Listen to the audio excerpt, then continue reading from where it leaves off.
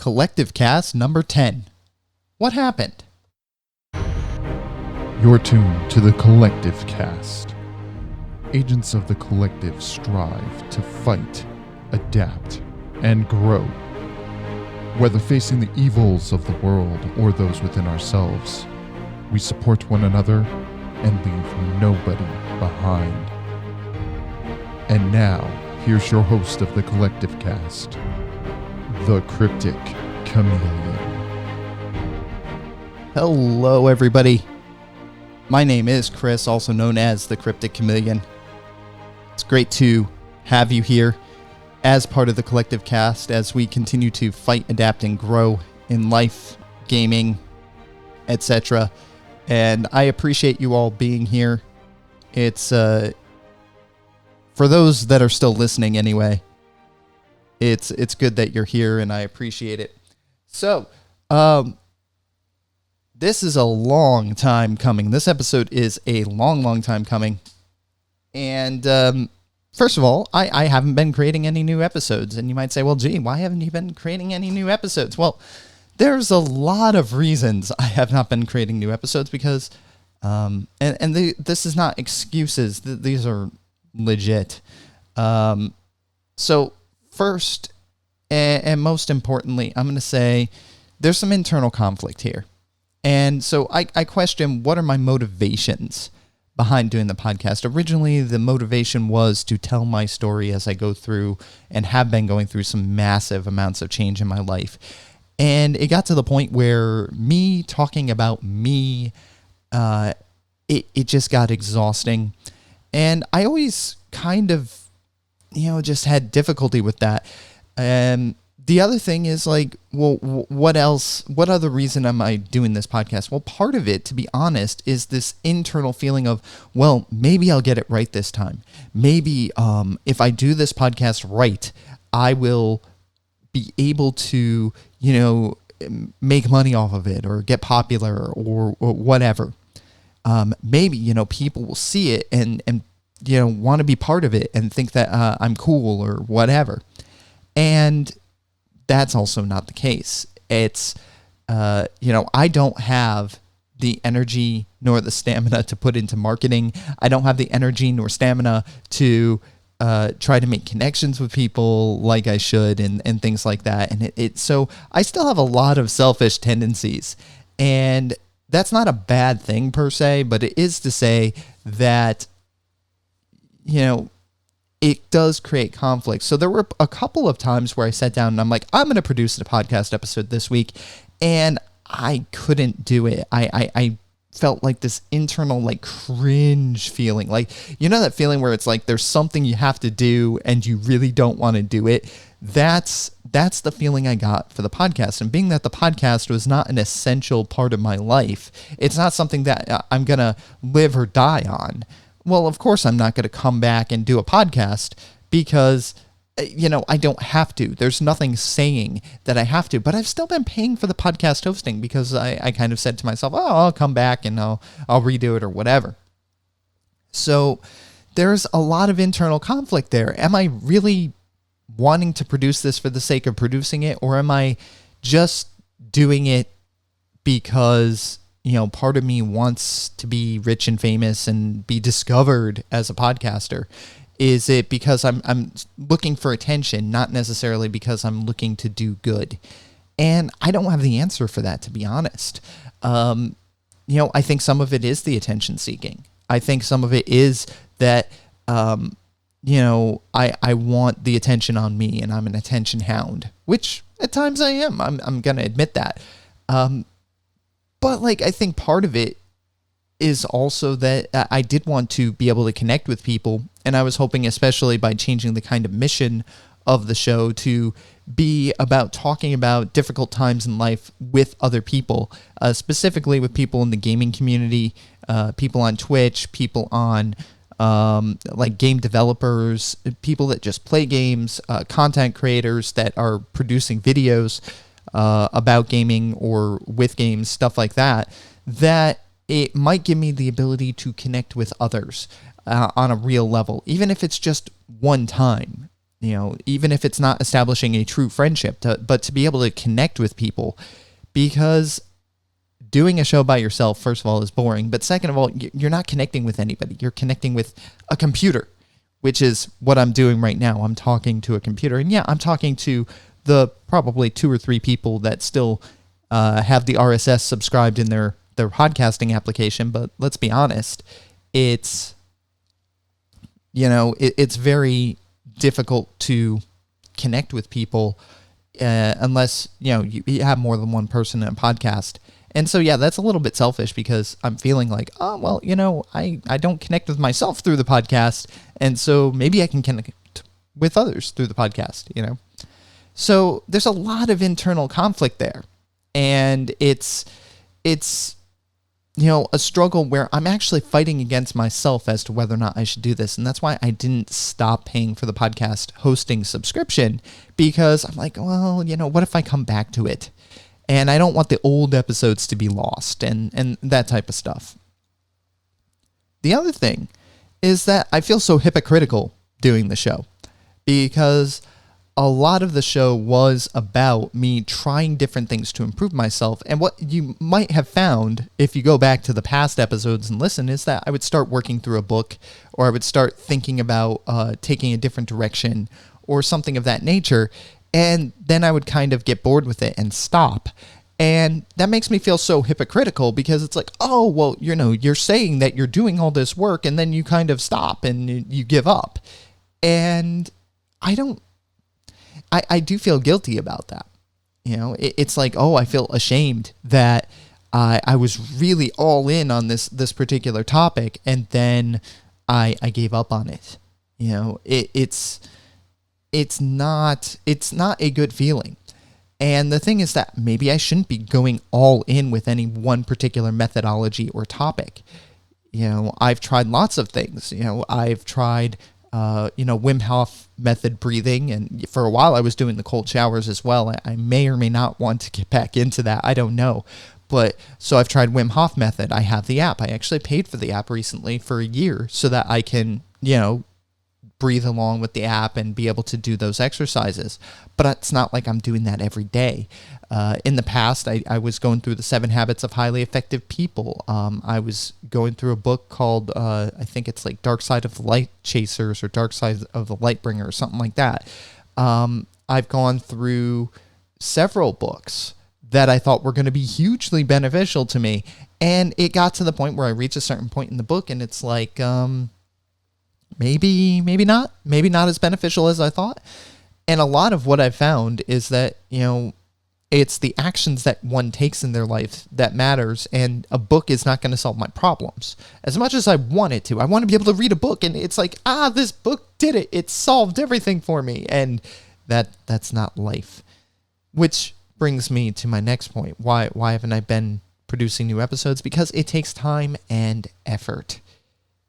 It's not just the setting up the audio equipment, it's the time that it takes to create chapters within the files, which if you're not using a Podcasting 2.0 certified application to listen to this episode, you might not see these, but I take the time to put chapters in so that you can skip like you would through an audiobook to different sections of what I'm talking about, and that takes time. It actually means I have to listen to the entire episode and put those chapters in, and in some cases add images to them as well. I think that's a new functionality that my podcast host actually added.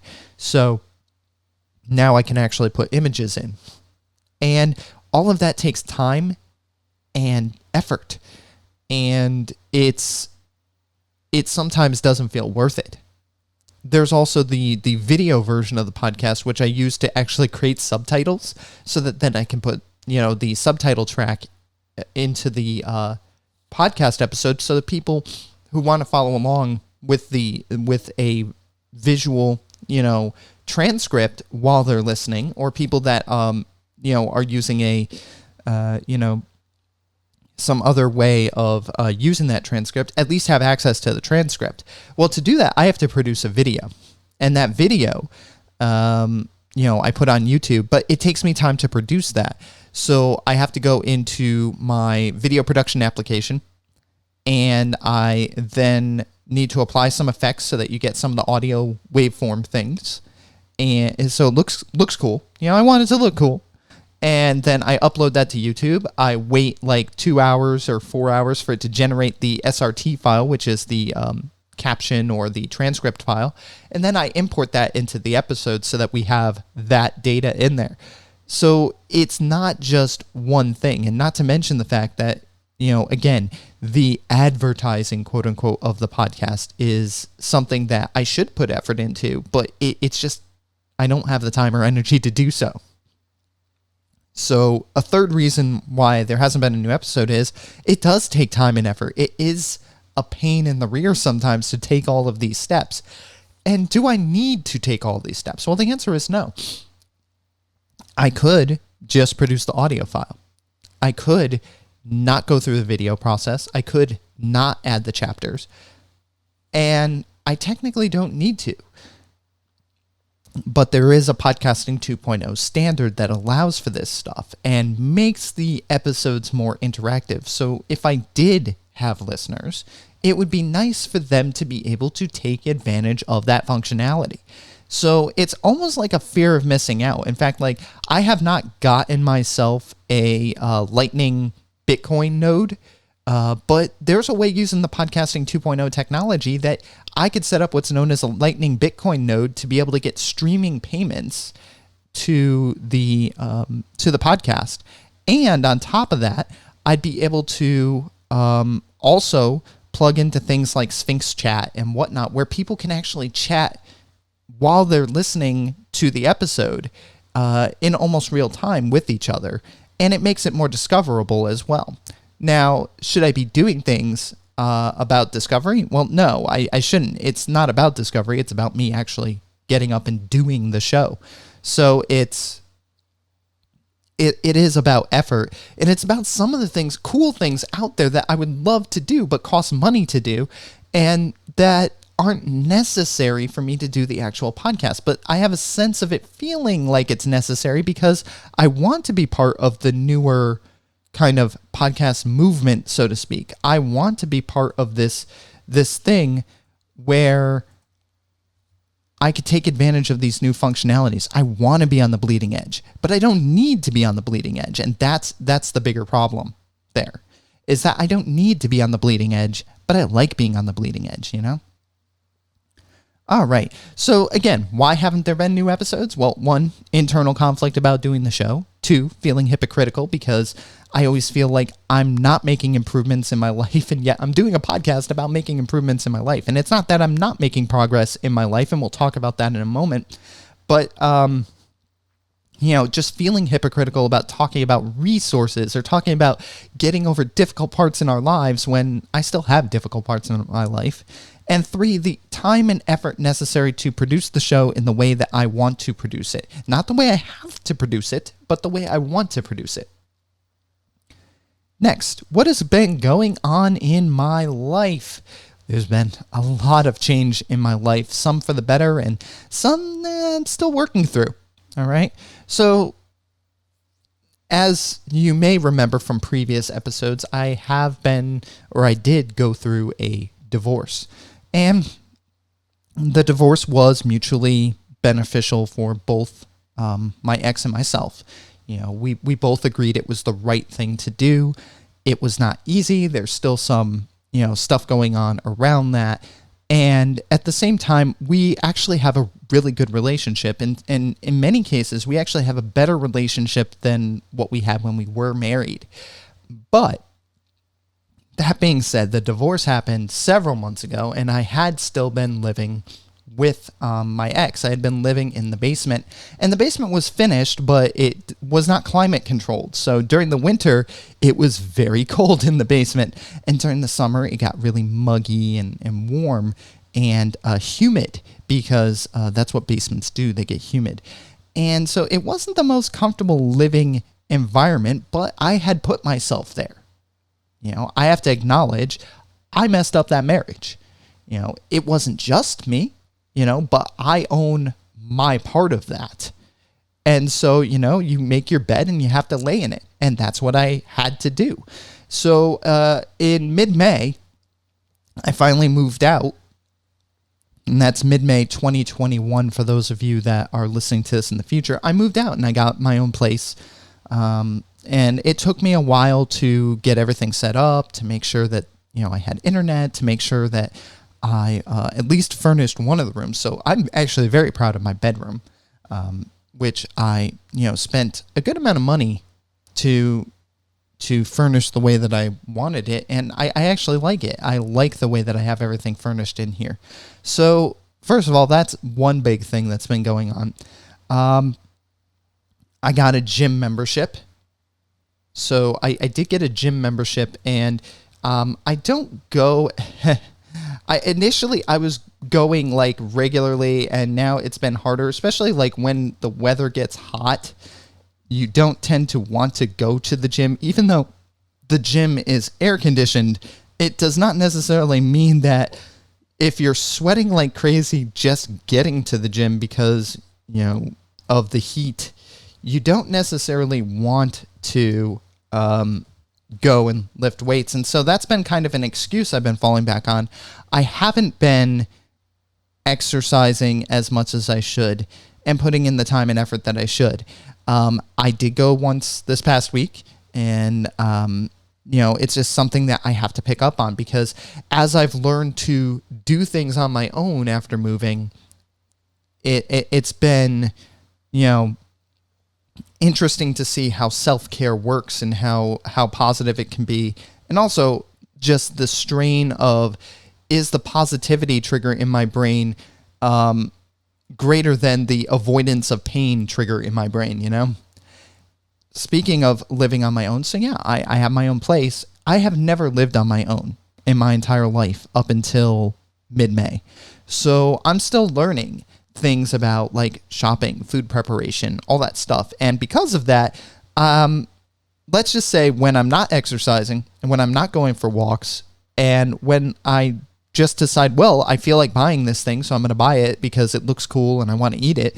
Well, that's great, because I'm listening to myself and I'm doing what I actually want.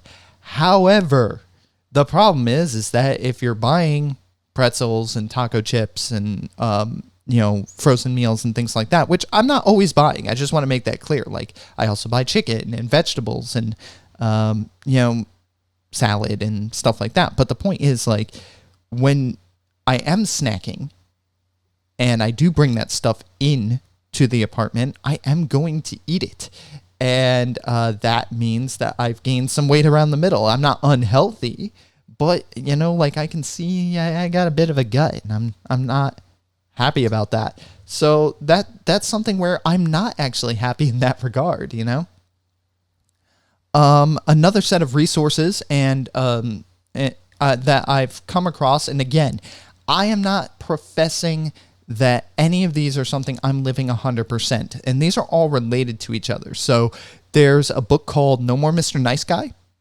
There's a book called No More Mr. Nice Guy, The Hero's Journey, which is like an implementation guide for No More Mr. Nice Guy.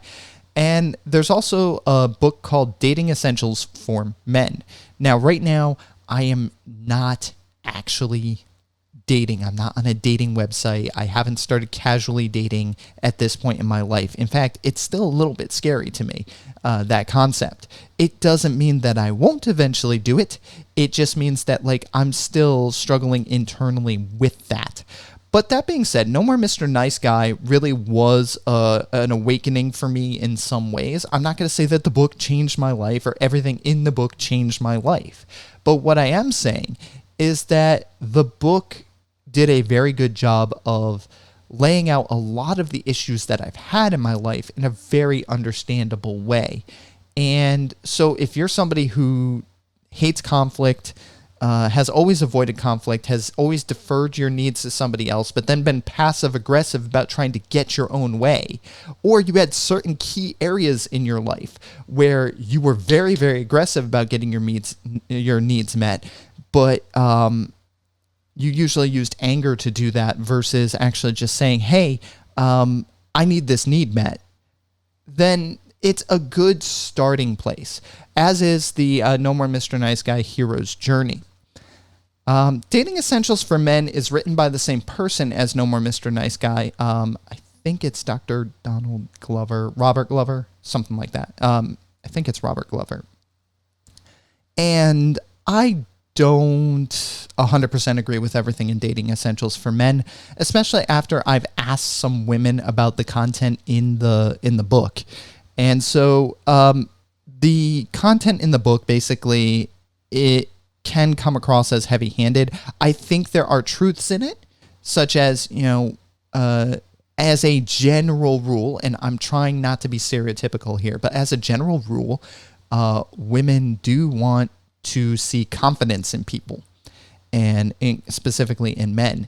And so if a man can't be confident in what he's asking or saying and doesn't have a sense of where his life is going, then a woman is not going to be as likely to want to spend time with that person, to seek them out as a person that could be a future partner, or even to seek them out as, a dating for fun or friends with benefits type of partner. If you are lacking in confidence, as I have been in the past, and I still am in some ways, then no, that's not going to be attractive to the opposite sex, because they want somebody that's confident. As a general rule, again, there are some women who are much more confident in themselves and don't really care if the person that they're seeing is super confident about themselves. But it gives a sense of security, and that's a good thing. So I do believe that these are all great resources. In fact, I'm part of a men's group that meets on Sundays virtually as part of the No More Mr. Nice Guy thing, where we call each other out on behaviors and go through some of the stuff in the book. That being said, it is not the be-all, end-all. And that has been a huge benefit, though, in my life, is realizing that I think the biggest revelation is the only person responsible for my happiness is me. And sometimes I lie to myself about what's going to make me happy. So is watching, an entire season of Deadliest Catch, now that I have Discovery Plus, back to back to back, is that going to make me happy? In some ways, yes, it will. But in other ways, what could I have done with that 10 hours of time, or whatever amount of time it ends up being? Could I have done something to better myself? Could I have done more game streaming? Could I have gone to the gym? Could I have prepared a healthy meal instead of preparing a frozen meal? All of those things. And it's not to say frozen meals can't be healthy. They can, okay. But it's saying that we lie to ourselves as to what's going to make us happy. It's not to say playing video games is bad. It's not to say watching your favorite TV show is bad. It's to say that when those things replace dealing with conflict, when they replace dealing with negative emotions, when they replace taking the steps necessary for self-care, that's when it becomes problematic. And I still have some difficulty struggling with that. Because, I do tend to be a sedentary person a lot of times. If I can go into a default groove of some kind and it feels comfortable to me, then hey, comfort's important, right? So as long as I'm feeling comfortable, I'm in good shape. But the problem is, comfort does not move us forward in life. In fact, comfort can set us behind in life. And that's probably the biggest takeaway that I've gotten, is that comfort versus pain. We as a general society, and I know I as a person, do not like pain. I do not like pain. I do not like feeling sad. I don't like feeling depressed. I don't like feeling angry. I don't like feeling called out. I don't like feeling things that are not comfortable. I don't like doing things that aren't comfortable. It's like the avoidance of pain is the central core of what a lot of our lives are about. If we can avoid pain, then we must be happy. We're happy when we're avoiding pain, right? Like, if I'm not feeling pain, it means that I'm in good shape, right? So as long as I don't hurt anybody else, as long as I don't upset anybody else, as long as I, don't hurt myself, as long as I could stay in the nice, comfortable box or shell that I've built for myself over the years through my childhood traumas, through my adult traumas, to protect myself from pain, as long as I do that, then I should be happy, right? Because happiness is not feeling pain. Well, that's not correct. Happiness is not avoiding pain. Happiness is not comfort. Comfort is actually what kills happiness. And I say that like an authority. I'm not an authority in this, okay? I'm basing this off of these books. But the point is, comfort is not happiness.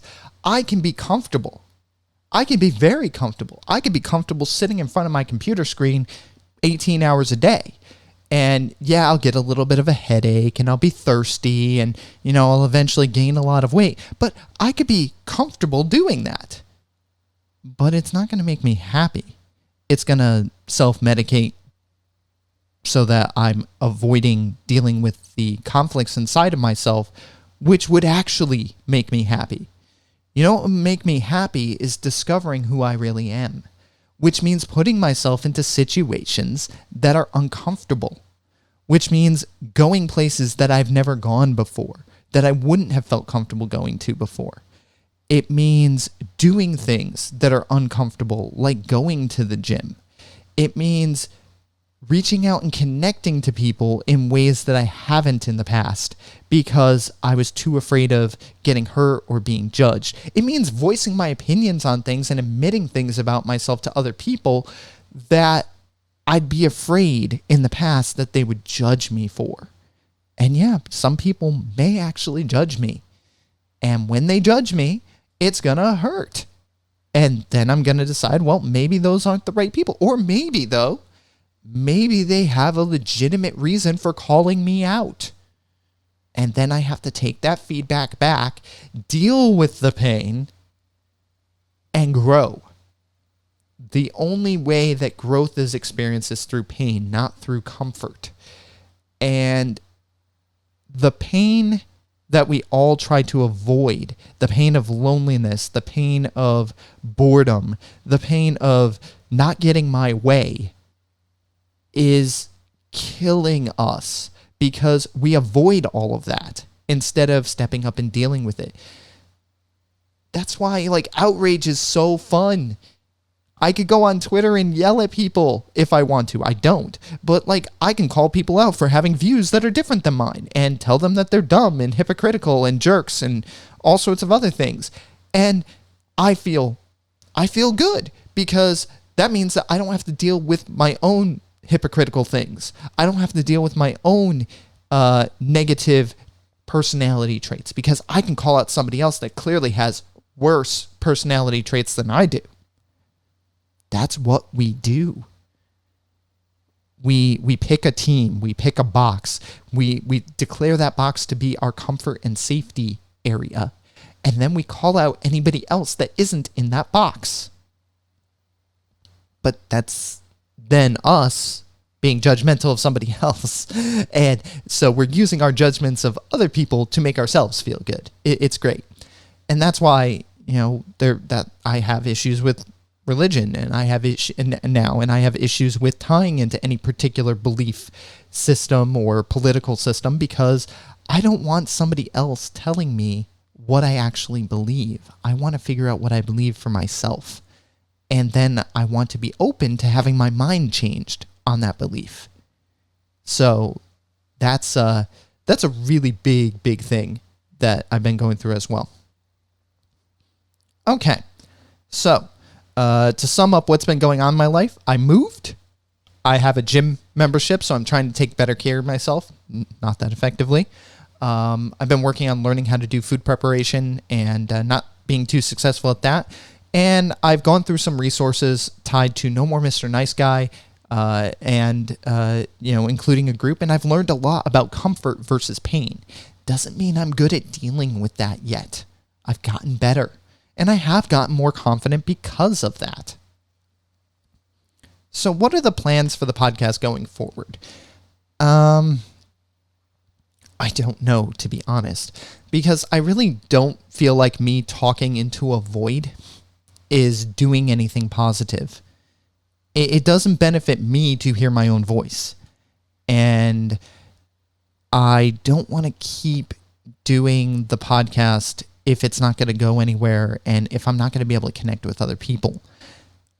That's partially why I wanted to change it to talk to other people about their growing experiences and their life experiences, because I think that I can learn a lot from that. And I also think that people out there could learn a lot from it. And it really is about being open to hearing other people's journeys and what they've learned. And maybe I won't agree with what they've learned. Maybe I'll say, well, I don't really agree with your viewpoint on this, but if that has helped you to move forward in life, that's great. And to be able to do that. But there hasn't really been a huge interest in that, mostly because I haven't built a sense of community, and I'm terrible at building community. I really am, because I'm terrible at coming out of myself and just being real and putting myself out there. As much as I might game stream and might, seem like a very open person, that partially comes from selfishness and also comes from a sense of awkwardness. I'm a little bit more quiet and reserved than I appear to be. I'm just really, really outgoing in certain ways that mask that. And so I'm not great at building community and getting people involved. So I don't know if this podcast is going to continue or not, because I don't have any confidence in what I'm going to talk about my life and what I'm learning, because it comes in ebbs and flows. And when you're producing a podcast once every 3 months, well, nobody's going to want to hear that unless it's like a 4-hour long podcast like Dan Carlin's Hardcore History, So what are the plans right now? Well, the plans depend largely on those who are listening or those who are watching live on the stream. It depends on if we start getting that sense of connection where I can talk to people and get their stories, because I think really that's the only way that this is going to move forward, is by me connecting with others. It's not going to be me talking about myself, because it's boring to me, because I'm living my life. I know what's going on in my life. You don't know what's going on in my life, but I think I can weave that into working with stories of other people. So where the podcast goes is really going to depend on what type of communication I get from people over the next 3 to 6 months. 1, is this beneficial to you as it is? But 2, can we find people who want to be involved and want to talk to me about struggles they've encountered in their lives and gotten through it? And I would prefer to target the game streaming content creation group, because there's so much conflict within those groups. There's so much drama that takes place, and I think there's a lot more positivity there than people understand. There are positive stories that get overlooked because of the drama and the conflict. And I think that those positive stories need to be heard, even when there is pain in that. I'll even go so far as to say, maybe there is somebody who was a complete and utter asshole, and I will say it that way. Somebody that was manipulative, somebody that, took advantage of people based upon their position as a streamer or a content creator, and then learned from it and is trying to rebuild their life. I think that everybody deserves a second chance. I think that it has to be about, though, not making an excuse for behaviors, but owning up to those behaviors and then moving forward. What I don't want this to be is a bunch of people who have been accused of Me Too behaviors and then turning around and saying, oh, well, there was stuff going on in my life and this is what happened. And no, that's not what this is ever going to be for. This is not a platform for people to paste themselves as victims when they're not. But I'm using that as an example to say there are people that have gone through both as the victim side of the Me Too movement who have come back because of that and have struggled through that and become a stronger person in spite of those experiences. But there's also the people that were the victimizers who actually learned and moved forward. And we don't get those stories either. We get the victim story, which is the most important story. But for those that actually learn, we don't get their side. And it's not to say that if they're making excuses that their side is valid in that case. It is to say, though, that if they're not making excuses and they've radically changed their lives because of being called out and being deplatformed or whatever the situation is, that struggle may very well be a story worth telling. And I'm just using that as an example. There are tons of other stories out there. People, who struggled to become a content creator. People who struggled, to make it in the world. People who were part of the whole Gamergate thing. People who have, huge success stories of starting a game all by themselves, spending years putting it together, and then having it become a runaway success. Streamers who have left and come back and left and come back and still struggle with whether or not they should be streaming. Those are the stories I want to hear. So what are the plans going forward? Well, it's going to depend on you. If I don't hear from people and, my life doesn't have enough content, then it's going to go away. And that's okay. I have to be okay with letting it go. And hey, that saves me some money. It saves me $10 a month on podcast hosting, But if not, I think that it could be something where it could be a very positive thing. And I know I could learn a lot from it. Okay. Speaking of podcast hosting and things like that, I do consider this podcast and also my game streaming to be what I refer to as value for value, which I got as a concept from the No Agenda podcast.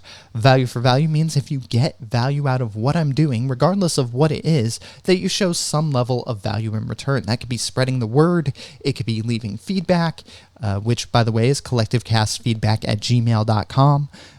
Or if you want to make a monetary donation, you can do so. And I would definitely appreciate that. That would go to the cost of hosting. But essentially, value for value means that if you get something out of what I do, then show something back.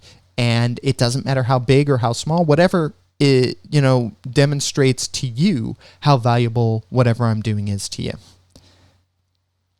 I also want to take a moment, as I'm trying to breathe, to talk about Podcasting 2.0. So Podcasting 2.0 is a new series of names. It's a new namespace for RSS for podcasting, and it also is a series of functionalities and payment methodologies that keep podcasting free and open.